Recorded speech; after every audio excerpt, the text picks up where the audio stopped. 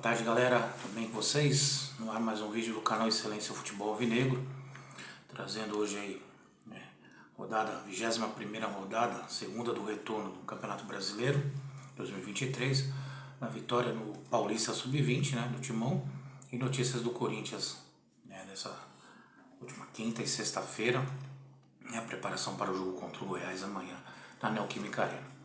Antes, se inscrevam no canal, ative o sininho para receber as notificações, compartilhem com amigos, familiares, sigam nas redes sociais, TikTok, Facebook, Instagram.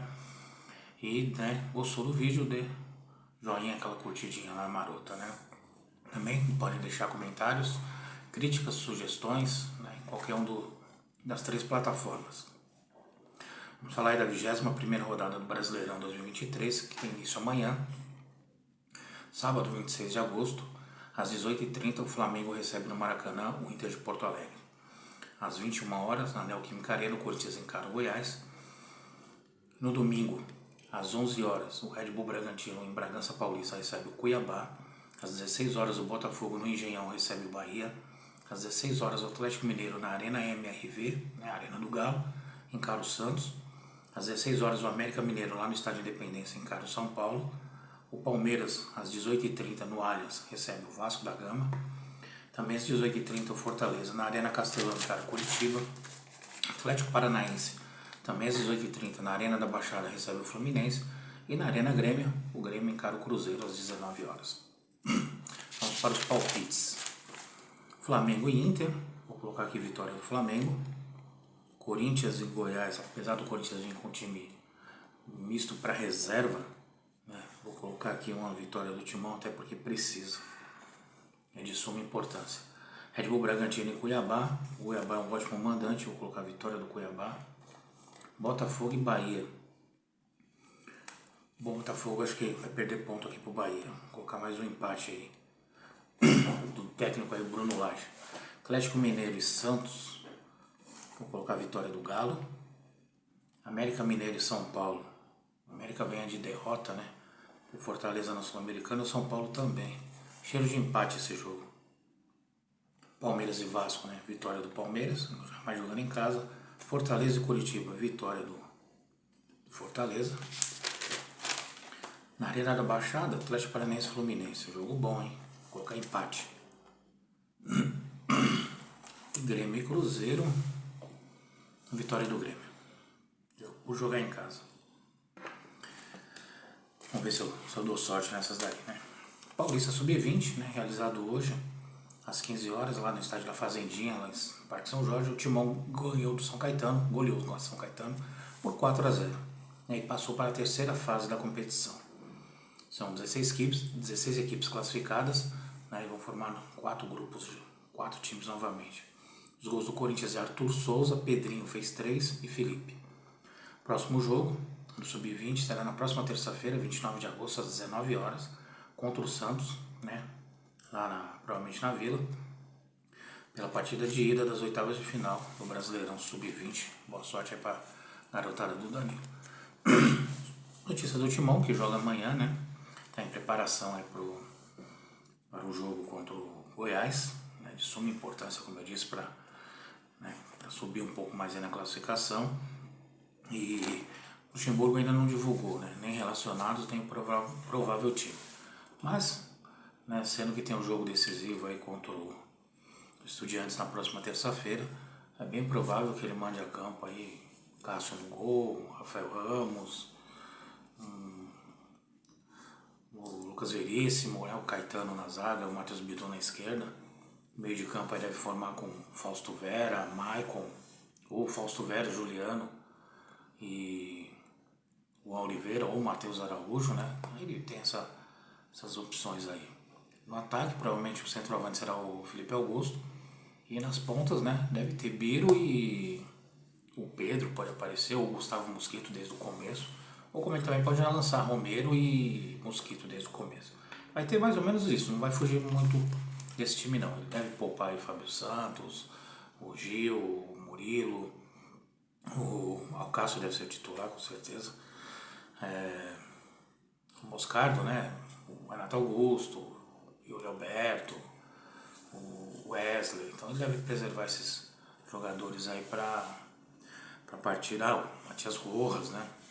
Para a próxima terça-feira, que é mais dramática. Vamos lá, gente. Eu já vinha, né, batendo nessa tecla da saída do Murilo, né? E muitos falando que não, vai ficar mais até o final do ano, se vender, né? Esquece. O negócio esquentou, né? Primeiro saiu aí notícia o Jorge Nicola, né? Que acabou divulgando primeiro, mas agora já pipocou em vários locais. Segundo o Nicola, a venda gira em torno de 13 milhões de euros. Né? Seria para o time da Inglaterra, o Nottingham Forest.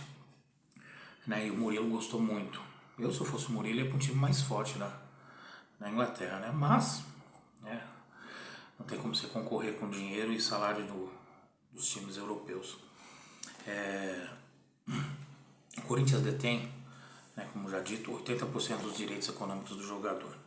E o Corinthians diz que só venderia, né, por 20 milhões de euros, até 18 milhões, no caso, aceitaria. Só que, segundo o Samir Carvalho já apurou, entre o Murilo e o time inglês já está tudo certo. E já seria a liberação nessa janela que se encerra dia 1º, na próxima sexta-feira, gente. Então, eu falei que o Murilo não ia ficar. E o que está acontecendo? O que está pegando é só assim. O time inglês oferece aí na casa dos 13 milhões de euros pelos 80%. E o Corinthians está tentando fazer uma jogatina, né? Se eu vou oferecer esse valor por menos porcentagem. Então, 60%, ou 55%, 50%, e o Corinthians ficaria com a outra parte. Mas, conhecendo o nosso presidente omisso, do Willian Monteiro Alves, doido para vender jogadores, principalmente as nossas revelações na base, eu acredito que por 13, 14, acho que no máximo 15 ele libera. Então é isso aí, gente. Perderemos o Murilo. Só se acontecer alguma reviravolta fora do normal, mas que ele vai sair já é quase que certeza. E aí, um dado curioso: em apenas 13 meses, ou seja, pouco, né, mais de um ano, o Corinthians já se desfez de 7 zagueiros. Você pode até estar se perguntando, porra, 7 zagueiros? Eu não vi tudo isso aí, né? Mas vamos lá, em julho de 22, saiu o João Vitor para o Benfica. Tinha feito, né, um bom campeonato, tal, saiu. Em dezembro de 22, saiu o Raul Gustavo emprestado para o Bahia. Acabou se machucando, né, está se recuperando dessa contusão. Também em dezembro de 22, Lucas Beleze, que era titular antes do João Vitor, né? Na verdade, ele pegou o lugar do João Vitor, desculpa, gente. Depois ele foi afastado porque ele não queria renovar o contrato com o Corinthians. Como não aceitou, o Corinthians afastou ele e depois ele se transferiu para o Atlético Paranaense. E falavam muito desse jogador, que jogava até nas seleções de base. Mas esse não atuou no Corinthians. Robert Renan, em janeiro de 23, vendido aí, ausente naquela transação doida, né? Que a gente deu a base inteira para pegar o Yuri Alberto.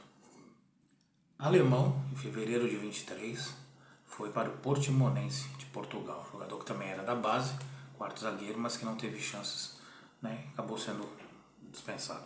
Abril de 23, o Corinthians vendeu o Gustavo Henrique para o Red Bull Bragantino. Em agosto de 23, agora, provavelmente o Murilo sair daí para o time inglês, o Nottingham Forest. Então é isso aí, gente. Perdemos mais um zagueiro e vamos enfraquecendo o time. E esse dinheiro que está entrando, não sabemos para onde vai, porque não contrata ninguém, né? Segue aí sem trazer reforços, ficamos aí só com o Matias Rojas e o Lucas Veríssimo. Então, desde você reforçar seu plantel, você só vai dispensando. Eu acho que dava para tentar segurar esse pessoal que saiu até dezembro. Depois de dezembro, aí podia fazer, porque é nova gestão, né? E aí sim, mas não, ele está vendendo todo mundo antes de sair. É um dado curioso isso, viu? Antes de sair, tá dispensando jogadores aí e o dinheiro pro bolso de quem a gente já sabe. Outra coisa, os times, né, europeus estão em cima do Gabriel Moscardo. Eu fui apurar hoje que fiquei sabendo que ele não poderia ser negociado, que ele não poderia se apresentar aos times, porque ele só tem 17 anos, né? E lá Na Europa você só pode, né, o jogador só pode ir a partir dos 18, que é o caso do Pedro, né, do Endrick.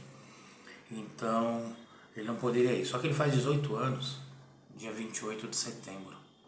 Tudo bem, a janela fecha 1º de setembro, então não dá tempo. Mas, pode sim ser negociado e se apresentar a partir de janeiro, quando reabre a janela. E aí, você perderia o Moscardo praticamente setembro para outubro, novembro, dezembro. Como o campeonato termina no começo do mês, você teria mais 2 meses de Moscardo. Isso se ele jogasse, não acontecesse que nem aconteceu com o Pedro aí que não joga. Então, eu não vou me surpreender, tá? Eu já estou falando isso pro pessoal que eu converso diariamente, se também nessa janela o Moscardo for negociado. Não duvido, viu? Porque ele está sendo muito falado lá fora, na imprensa da Europa, né? Até nos times aqui sul-americanos, né? A imprensa sul-americana também falando muito bem dele, que é, né, um jogador que era para ficar aí, cara, 3, 4 anos pelo menos no Corinthians. O que eu acho engraçado é que assim, o Palmeiras não negocia seus jogadores, ou qualquer coisa, e ele até segura, e o jogador também não quer sair. São Paulo não libera o jogador fácil. O Santos não libera o jogador fácil. O Marcos Leonardo tá batendo o pé que queria ir embora. Ficou, vai ter que jogar. O Flamengo não libera fácil. Agora, o Corinthians, meu amigo, se o cara chega aqui com 2 pastéis e o caldo de cana e 2 balinhas de brinde, leva. O Corinthians não tem poder nenhum de segurar jogadores.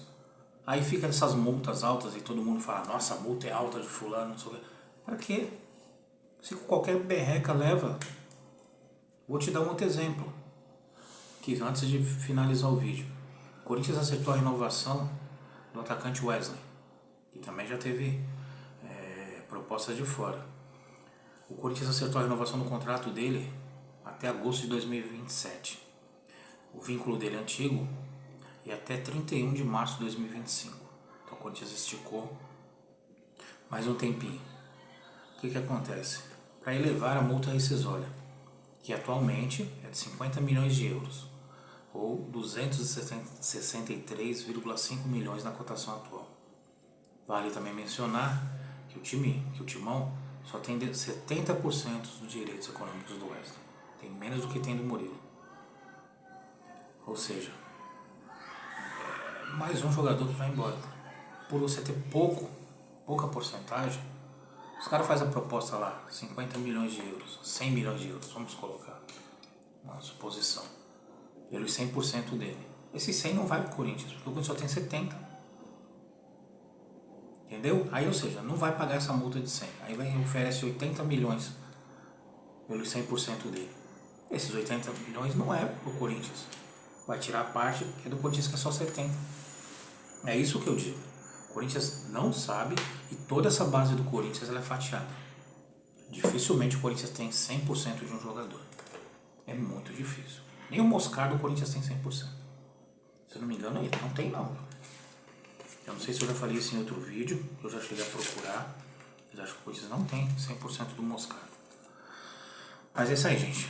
Bom, sextou, né? Hoje é sextou. Uma boa sexta-feira a todos. Né?